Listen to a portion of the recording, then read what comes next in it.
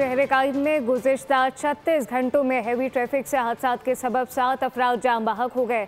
Heavy traffic पर दिन में पाबंदी होने के बावजूद डंपर, टैंकर और ट्रॉलर सड़कों पर रवा है। रिपोर्ट कर रही है मरियम हसन। शहर-ए-कायद में गुज़िश्ता 36 घंटों के दौरान हैवी ट्रैफिक के सबब 7 अफराद जान की बाजी हार चुके हैं, जिनमें एक बच्चा और एक खातून भी शामिल है।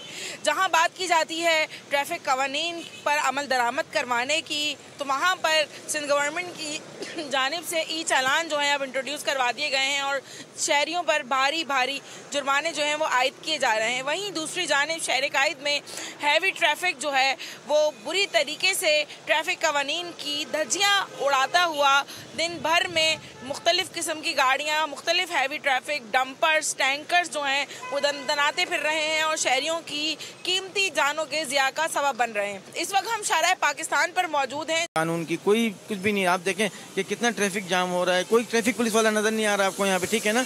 जहाँ दूसरी जानिब शहरियों का ई चालान हो रहा है, वहीं उनके साथ साथ हैवी गाड़ियों और डंपर ड्राइवर समेत दीगर गाड़ियों का भी जो है वो चालान किया जाए, ताकि जो शहरियों की कीमती जानों का ज़िया दिन में हो रहा है, कराची में हो रहा है, उससे जो है वो बचा जा सके। सब्सक्राइब करें और बेल दबाएं ताकि कोई खबर रह न जाए।